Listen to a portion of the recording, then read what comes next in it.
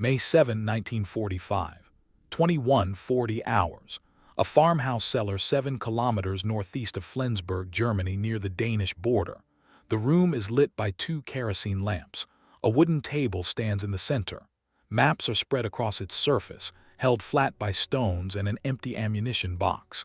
Kapitän See Ernst Kiefer sits at the table. He is 43 years old. His uniform is clean but worn at the collar and cuffs. Before him lies a single sheet of paper, blank except for a typed heading: Kriegsmarine Operational Command, Northern Fleet Reserve. A fountain pen rests beside it, cap removed. Outside, the night is quiet. No artillery, no aircraft. The war in Europe ended yesterday, but pockets of German forces remain in various states of organization and dissolution. Kiefer commands what remains of a coastal defense flotilla, 4 armed trawlers and 2 minesweepers anchored in Flensburg Fjord, 2 kilometers east. His staff officer, Oberleutnant Hans Mailing, stands near the cellar stairs.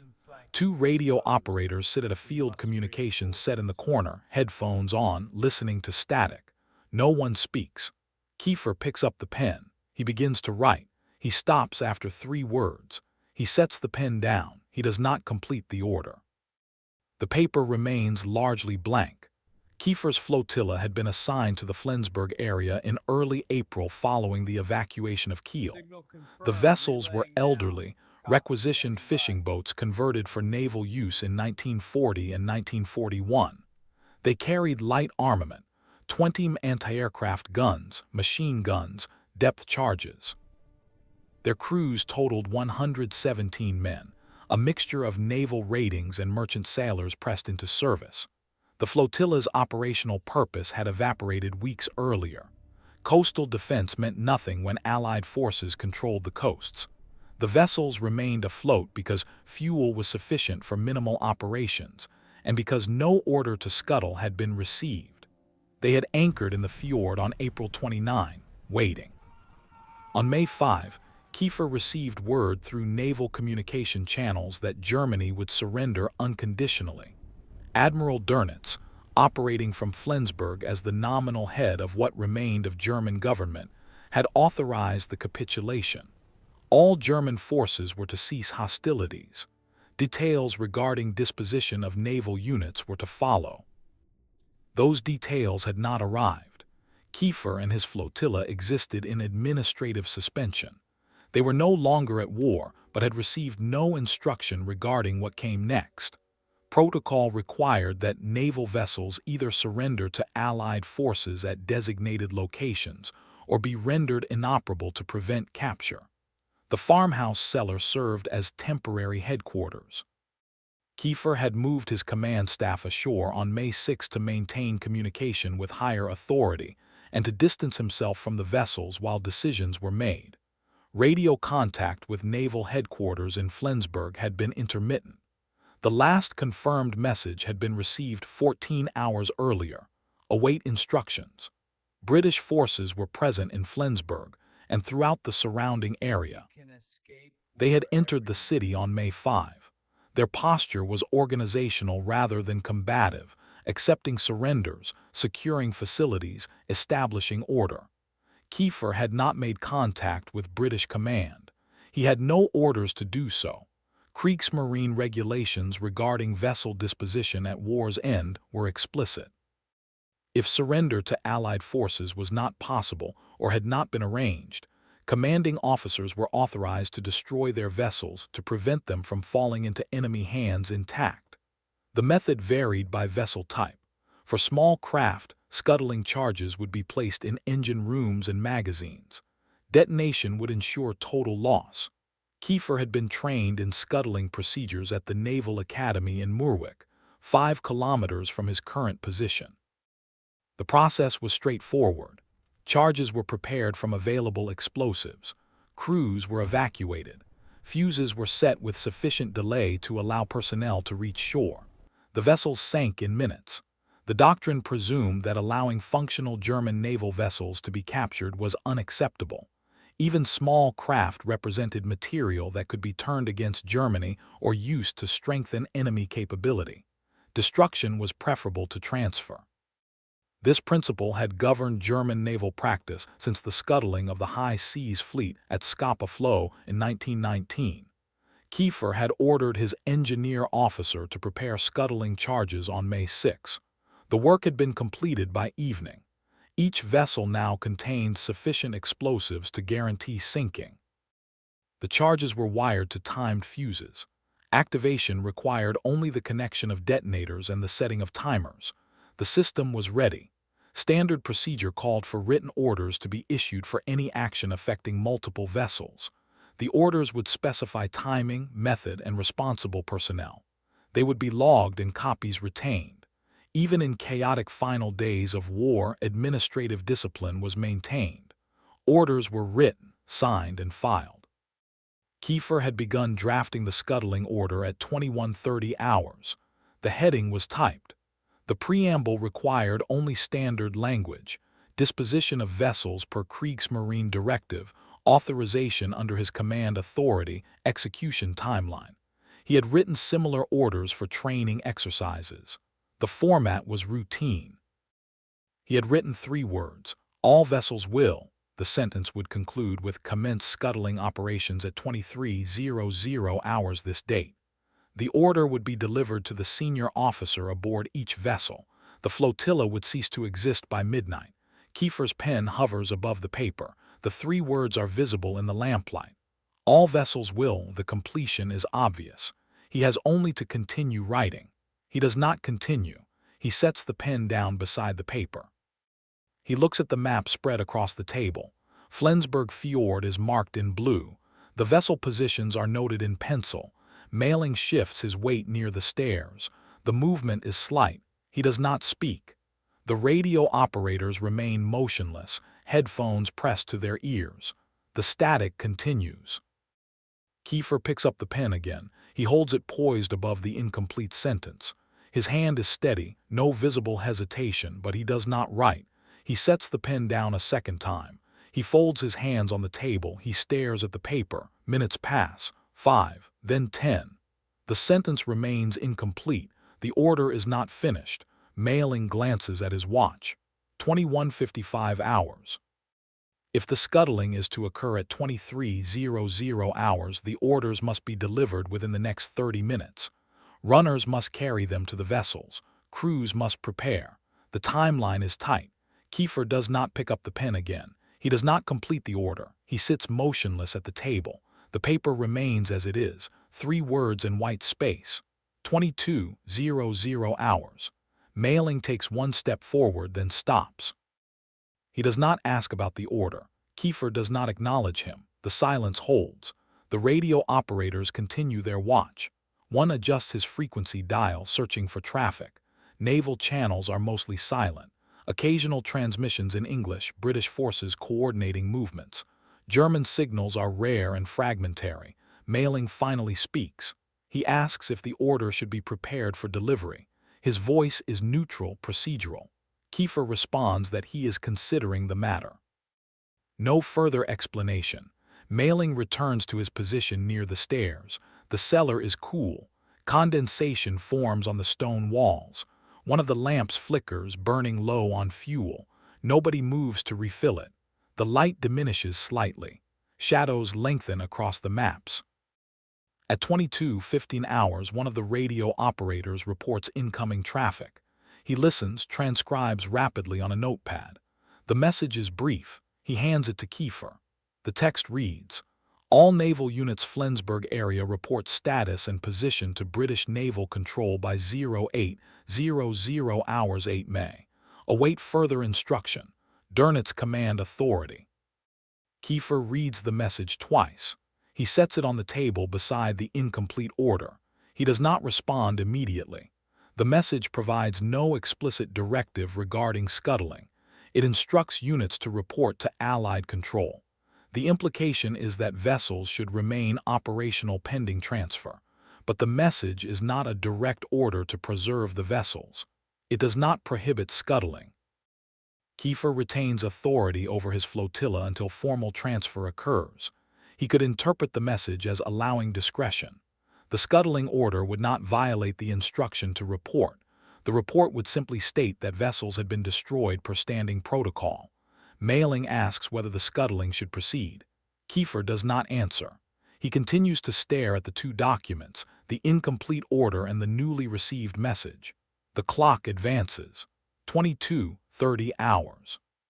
30 minutes remain if the 23:00 timeline is to be maintained. Kiefer lifts the incomplete order. He examines it closely as if the 3 words might contain guidance. They do not. He sets the paper down. He does not pick up the pen. The decision forming in Kiefer's mind was not sentimental. It was not based on attachment to the vessels or concern for crew welfare. The crews would be unharmed either way. Scuttling did not endanger personnel. The decision was procedural and situational. The war had ended. Germany had surrendered.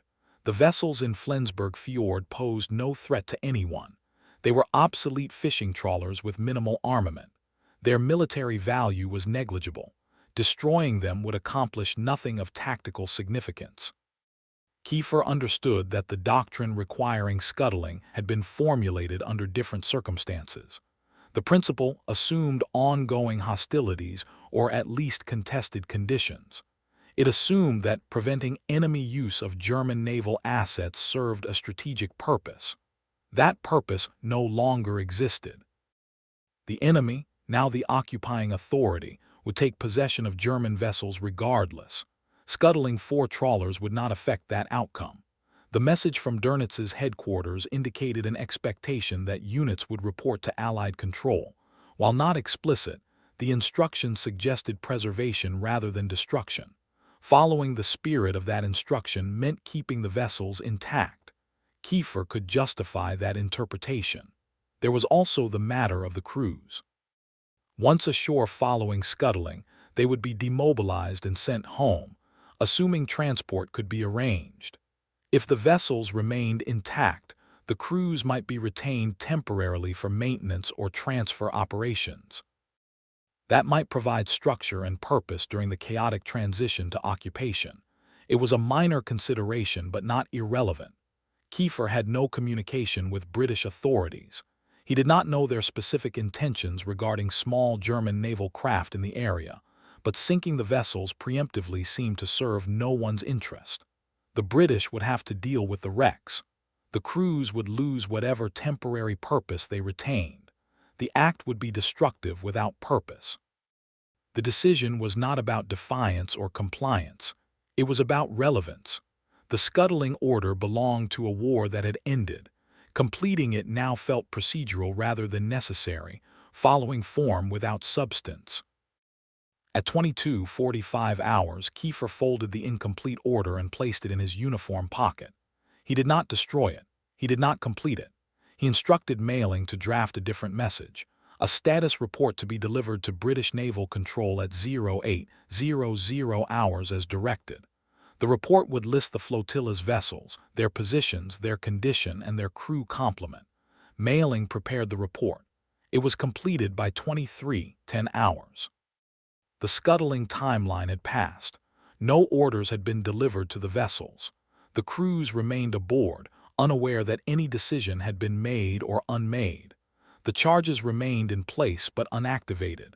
Kiefer sent a runner to each vessel with instructions to maintain current status through the night. No explanation was provided. The senior officer on each vessel acknowledged the instruction. The flotilla remained at anchor. At dawn on May 8, Kiefer and Mailing traveled to British Naval Control Headquarters in Flensburg. They presented the status report. A British commander reviewed the document and instructed Kiefer to have his vessels moved to a designated anchorage under British supervision. The transfer occurred that afternoon without incident. The vessels were inspected by British personnel on May 9. The scuttling charges were discovered and removed. No questions were asked about why they had been installed or why they had not been used. The charges were logged as recovered explosives and disposed of. The flotilla was officially transferred to British control on May 12. The vessels were assessed for potential use. 3 were deemed unseaworthy and were scrapped within weeks. The remaining 3 were assigned to minesweeping operations in the Baltic under British command. German crews were retained temporarily, then replaced by British personnel over the following months. Kiefer and his officers were processed as prisoners of war. They were held at a collection point near Flensburg for 2 weeks, then transferred to a larger camp in western Germany. Standard interrogation covered basic service history. No specific questions were asked about the flotilla's final days. No German naval record documents Kiefer's decision not to scuttle his flotilla. His incomplete order was not filed or logged. When he was processed as a prisoner, his personal effects were searched. The folded paper with 3 words written on it was discarded as trash. No German officer examining his service record would know that an order had been drafted and abandoned.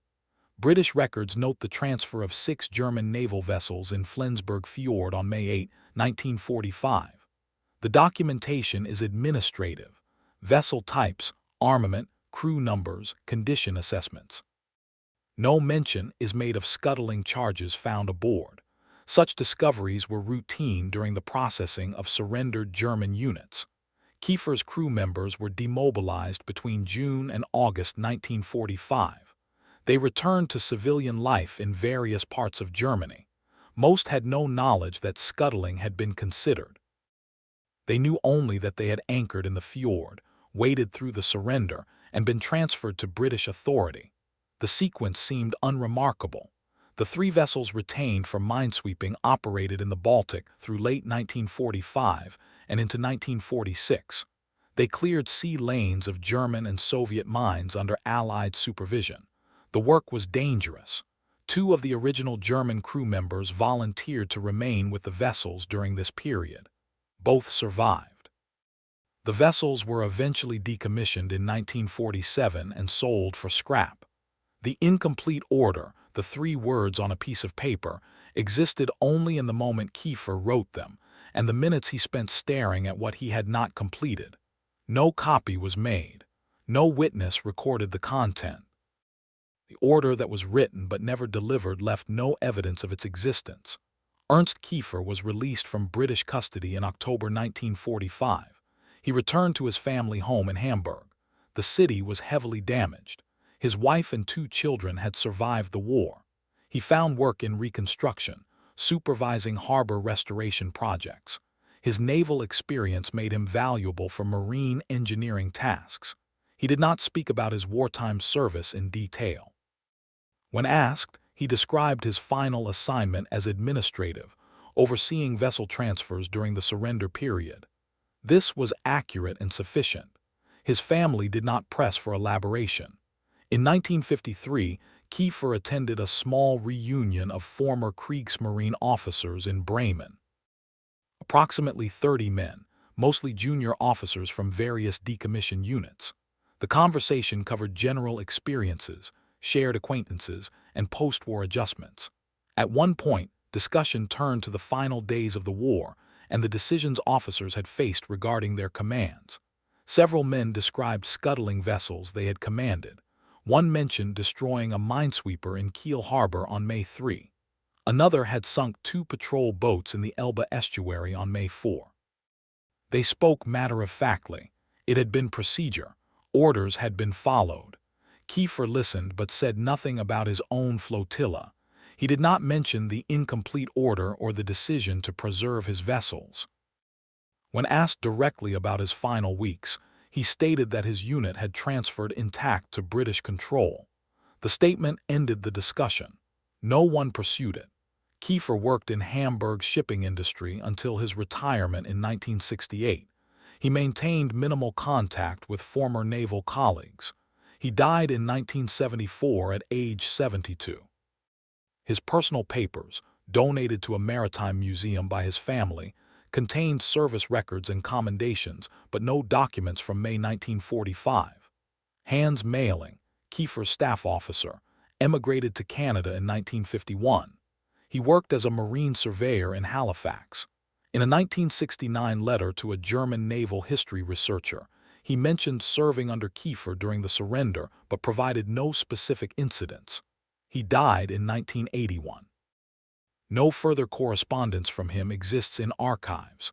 A fountain pen set down beside an incomplete sentence, 3 words on a page. All vessels will, the rest unwritten. An order drafted and abandoned. A flotilla that did not sink.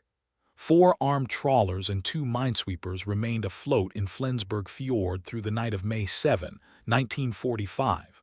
The charges wired in their engine rooms did not detonate. The crews slept or stood watch, unaware of what had been prepared and then withheld. At dawn, they weighed anchor and moved to a British-designated position. Ernst Kiefer folded a piece of paper and placed it in his pocket. By evening on May 8, the paper was gone, discarded with other routine items during processing. The order that was written but never delivered ceased to exist except as a moment remembered by one man who did not speak of it. The decision was procedural. The war had ended. The vessels had no value as weapons. Destroying them served no purpose. Preserving them followed the instruction to report to Allied control. The reasoning was simple and sufficient. No one questioned the decision because no one knew a decision had been made. The flotilla's transfer appeared routine. 6 vessels changed hands among thousands. The administrative machinery of surrender processed them without incident or interest. The 3 words remained unfinished. The order remained undelivered. The vessels continued to float. They were inspected, assessed, assigned, scrapped, or retained as circumstance dictated. They existed because an order was not completed. No record marks the moment. No file contains the incomplete sentence. The decision left no trace because the decision was to do nothing.